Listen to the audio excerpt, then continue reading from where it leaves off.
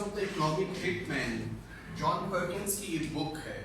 अगर ये बुक आपने पढ़ी हो तो आपको आइडिया होगा कि जो न्यू लिबरल इकोनॉमी है, जो वर्ल्ड बैंक और IMF है, वो काम कैसे करते हैं. जॉन पर्किंस हिमसेल्फ वो एक इकोनॉमिक हिटमैन था. इकोनॉमिक हिटमैन क्या होते हैं कि वर्ल्ड बैंक IMF दुनिया भर से ऐसे लोगों को सिलेक्ट करते हैं जो उनके इंटरेस्ट को फुलफिल करते हैं. उसमें ऐसे इकोनॉमिस्ट जो कि उनके एजेंडे को लेके चले, उनको प्रमोट किया जाता है. मुशर्रफ के टाइम में अगर आपको याद हो तो शौकत अजीज को लाया गया. शौकत अजीज वॉज अ इकोनॉमिक हिटमैन. ये लोग डेवलपिंग कंट्रीज में जाते हैं, वहाँ की गवर्नमेंट को मिसलीड करते हैं और उनको ऐसी एडवाइसेस देते हैं जो IMF और वर्ल्ड बैंक के फेवर में हो, और उनकी पॉलिसीज की इम्प्लीमेंटेशन वहाँ पे इंश्योर करते हैं.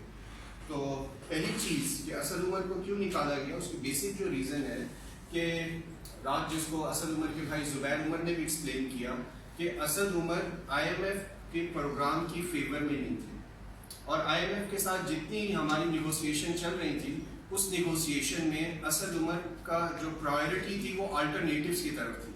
वो IMF के प्रोग्राम को फर्स्ट प्रायोरिटी नहीं दे रहे थे, क्योंकि अब एक अंडरस्टैंडिंग डेवलप हो गई है गवर्नमेंट ऑफ पाकिस्तान और IMF में. तो इस अंडरस्टैंडिंग के नतीजे में ये IMF प्रोग्राम की इम्प्लीमेंटेशन का स्टार्ट है कि सबसे पहले IMF की टीम लग जाएगी.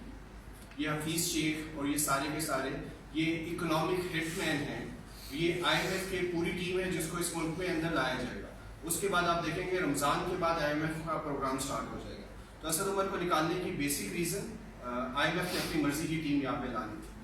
अब एक और सवाल जो हमारे माइंड में आ सकता है, क्या पाकिस्तान के पास और कोई सोल्यूशन नहीं था कि IMF प्रोग्राम में जाए, या हमारे पास इसके अलावा और कोई सोल्यूशन है कि हम अपनी इकॉनमी को स्टेबल कर सके IMF के प्रोग्राम में जाए बगैर. ये बहुत वाइटल क्वेश्चन है. एक चीज ध्यान में रखें कि न्यू लिबरल पैराडाइम के अंदर रहते हुए कोई परमानेंट सोल्यूशन नहीं है कि आप अपनी इकॉनमी को स्टेबल कर सकें. जब ये गवर्नमेंट आई थी उस वक्त मैंने बात की थी लैंड रिफॉर्म्स की. पूरी डिटेल में मैंने लैंड रिफॉर्म्स की बात की थी, और लैंड रिफॉर्म्स मैंने डिस्कस किया था कि गवर्नमेंट अगर ये करे तो वो इकोनॉमिक क्राइसिस से निकल सकती है. लेकिन लैंड रिफॉर्म्स एक ऐसा सोल्यूशन है जो कि out of the box solution है.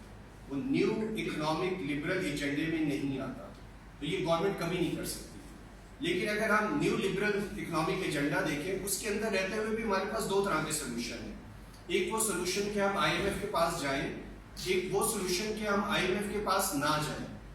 तो Asad Umar new liberal economic agenda को लेके ही चल रहा था, लेकिन वो दूसरे सोल्यूशन की तरफ जा रहा था जिसके लिए हमें IMF के पास ना जाना पड़े.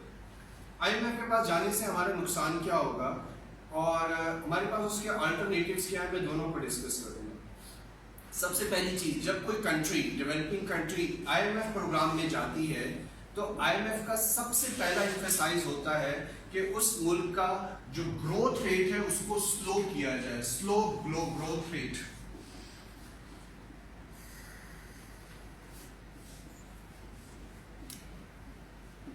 IMF ग्रोथ रेट को स्लो करता है, और ग्रोथ रेट राउंड अबाउट उस मुल्क का रहता है 3% to 4%. ग्रोथ रेट स्लो होने से क्या होता है, जब किसी मुल्क का ग्रोथ रेट स्लो होता है, it further leads to less demand. Less demand से क्या होता है, जो पब्लिक स्पेंडिंग है वो रिड्यूस होती है.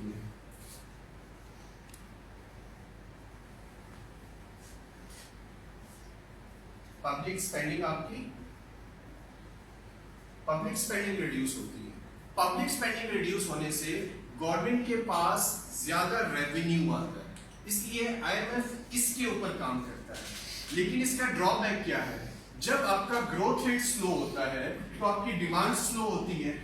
डिमांड स्लो होने से इसका जो नेगेटिव एस्पेक्ट है कि आपकी प्रोडक्शन स्लो होती है, उस मुल्क की प्रोडक्शन स्लो होती है.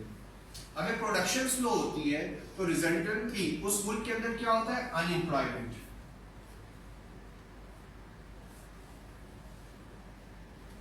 और अनएम्प्लॉयमेंट से क्या होता है, उस मुल्क के अंदर पॉलिटिकल अनरेस्ट आता है.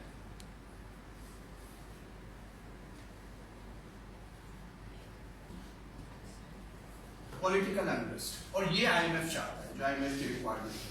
पाकिस्तान में round about 1.5 million graduates, 1.5 million jobs हमें एनुअली चाहिए होती है। मैं पाकिस्तान की बात कर रहा हूँ, 15 लाख जॉब चाहिए एनुअली। 15 लाख जॉब्स इस मुल्क में तब क्रिएट हो सकती हैं अगर हमारी इकोनॉमी ग्रो करे 7% एंड अबव से। इस वक्त इंडिया की इकोनॉमी ग्रो कर रही है 7.2 7.3% में, चाइना की इकोनॉमी ग्रो कर रही है राउंड अबाउट 6.2 6.3 पे।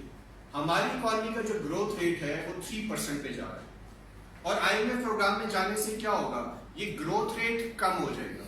उस ग्रोथ रेट को कम होने से क्या होगा कि हमारे यहाँ जो मेजॉरिटी ऑफ स्टूडेंट्स हैं, ग्रेजुएट स्टूडेंट्स, वो क्या होंगे, वो आप लोगों को जॉब्स नहीं मिलेंगे, आप अनएम्प्लॉयड हो।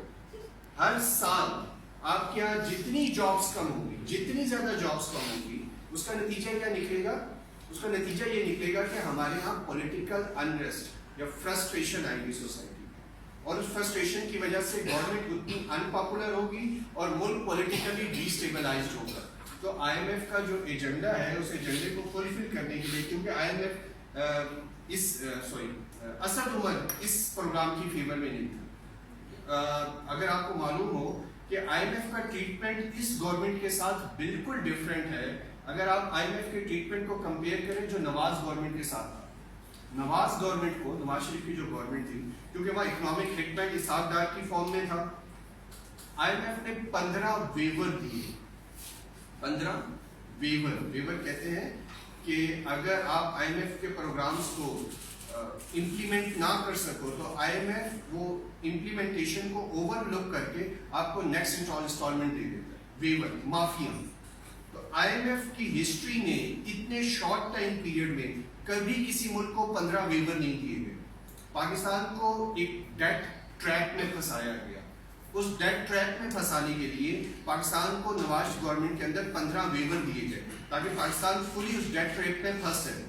और एक और चीज जो IMF जिसके ऊपर हमेशा एम्फसाइज करता है वो है करेंसी डीरेगुलेशन, कि करेंसी को डीरेगुलेट किया जाए, गवर्नमेंट करेंसी को कंट्रोल ना करे।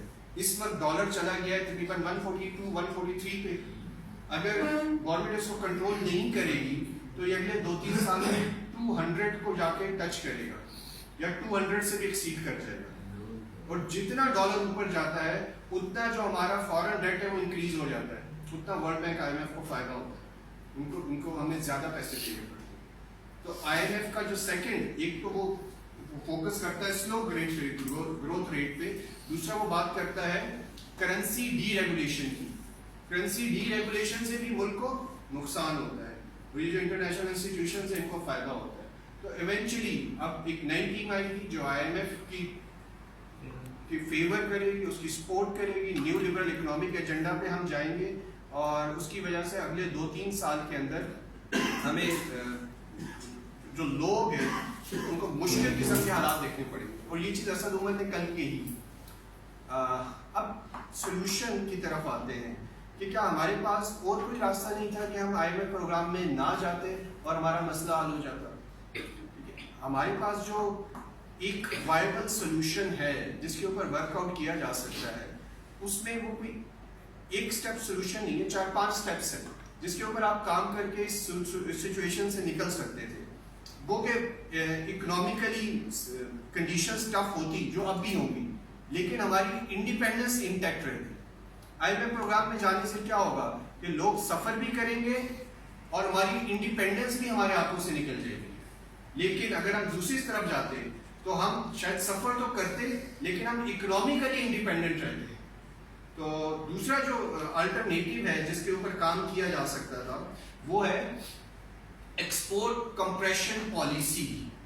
ये अल्टरनेटिव है IMF का कि अगर गवर्नमेंट इसके ऊपर काम करे, export compression policy, export compression policy, sorry not export, import compression policy. Import compression policy क्या है कि जितने लग्जरियस आइटम हैं, अननेसेसरी आइटम्स, उनकी इंपोर्ट रिस्ट्रिक्ट कर दी जाए। Take an example of mobile phone. Pakistan हर साल 1 से 1.5 अरब डॉलर के मोबाइल फोन इंपोर्ट करता है। اگر اس ملک میں باہر سے موبائل فون نہیں آئے گا تو ہم مر تو نہیں جائیں گے. اگر اس ملک کے اندر 2000 cc ٹو آنورڈ جتنی کارز امپورٹ ہوتی ہیں وہ ریسٹرکٹ کر دی جائیں, بین کر دی جائیں, موبائل فون کی امپورٹ بین کر دی جائے, جتنے لگژریس آئٹم ہیں ان کو 2-3 سالوں کے لیے بین کر دیا جائے, تو اس طرح امپورٹ کمپریشن پالیسی کے تحت ہم اینولی تقریباً 3 سے 4-5 ارب ڈالر سیو کر سکتے ہیں. آئی ایم ایف کا جو ابھی ہم پروگرام دے رہے ہیں یہ ہے 3 سال کا پروگرام ہے اور 22 ارب ڈالر کا پروگرام ہے. یعنی آئی ایم ایف ہمیں ایک سال میں کوئی 7 ارب ڈالر سے کچھ زیادہ رقم دے گا. آئی ایم ایف ایک سال میں 7 ارب ڈالر دے گا. صرف امپورٹ کمپریشن پالیسی سے گورنمنٹ 3 سے 4 ارب ڈالر جنریٹ کر سکتی ہے, اپنے سیو کر سکتی ہے. سیکنڈ جو میتھڈ ہے جس سے اس کو ہم کہتے ہیں یورو بانڈ فلوٹ کر دیں. یورو بانڈ سے اگر آپ سال میں 1 یا 2 ارب ڈالر کے یورو بانڈ دیتے ہیں تو آپ کا 2 ارب ڈالر وہاں سے آ جاتا ہے. تو امیجن کریں کہ اگر امپورٹ کمپریشن پروگرام سے آپ کے پاس 4 ارب ڈالر آتے ہیں, یورو بانڈ سے آپ کے پاس 2 ارب ڈالر آتے ہیں, اور چائنا سے اگر کمرشل لون لے لیا جائے, کمرشل لون اگر چائنا سے لے لیا جائے 3-4 ارب ڈالر, تو اینولی ہم 7-8 ارب ڈالر جنریٹ کر سکتے ہیں ایزیلی آئی ایم ایف کے پروگرام میں جائے بغیر, آئی ایم ایف کی ڈکٹیشن دیے بغیر, اگر گورنمنٹ ان سٹیپس کے اوپر جائے. یہ ایک وہ سولوشن ہے جو نیو لبرل پیراڈائم اور فریم ورک میں رہتے ہوئے کیا جا سکتا ہے. آپ کو اس کے لیے پیراڈائم شفٹ کرنے کی ضرورت نہیں ہے, لیکن اگر گورنمنٹ اس کی طرف جاتی تو کم از کم گورنمنٹ اپنی پالیسیوں میں آزاد رہتی. لیکن گورنمنٹ نے اس کی طرف جانے کے بجائے آئی ایم ایف پروگرام کی طرف گئی, اور گورنمنٹ کا بہت بڑا بلنڈر ہے, اور اس کے جو کانسیکوینسز ہیں وہ گورنمنٹ بھی اور پبلک بھی اگلے 3-4 سال میں فیس کرے گی. ٹیکس جو ہے وہ اسد عمر کو اگر ہم ہٹاتے ہیں تو سارا غم و غصہ جو اگریشن آئے گا وہ سارا کی سارا شفٹ کر دیا جائے گا. اس میں بھی آئی ایم ایف اپنا رول پلے کر رہی ہے. اور اس ابھی جو بجٹ آئے گا وہ آئی ایم ایف کے جو اکنامک ہیڈ مین ہے وہ بنائیں گے. تو وہ یہ کہہ رہے ہیں کہ اسد عمر کی موجودگی میں ہی اس وقت بجٹ بنا لیا گیا ہے, اینڈ ناؤ اس کی ٹیکسیشن ہائی ہو جائے گی, اس وجہ سے اس کو اس سے پہلے کہ وہ لانچ کیا جائے یا پبلک کیا جائے تو اس کو ہٹا دیا گیا. اگر اسد عمر نے ہی بجٹ بنانا ہوتا تو اس کو سیٹ کیوں کرتے, پھر وہ ڈیفائن اور پریزنٹ کون کرتا. دیکھو ایک چیز میں نے نہیں بنائی تو میں اس کو ڈیفائن اور پریزنٹ تو نہیں کروں گا. اب اسد عمر کی جگہ حفیظ شیخ آ گیا ہے. حفیظ شیخ کون سا ہے, وہ کوئی جس کو کہہ رہے ہیں پبلک ریپرزینٹیٹیو نہیں ہے, وہ بھی بات کر رہے ہیں تو شاید ٹیکنوکریٹ ہے. وہ آئی ایم ایف کی جو اکنامک ہیڈ مین ہے اس کا ایک ممبر ہے, اس کا کام ہی یہی ہے لوگوں کو یا گورنمنٹس کو مس لیڈ کرنا اور ان کو آئی ایم ایف کے ڈیٹ ٹریپ کے اندر پھنسانا. پھنسائے گا. اگلا بجٹ حفیظ شیخ بنائے گا, اسد عمر نہیں بنائے گا. اس طریقے سے جو ڈیولپنگ کنٹریز ہیں ان کو اور زیادہ انڈر ڈیولپ رکھا جاتا ہے, ان کو ایک ٹریپ میں پھنسایا جاتا ہے.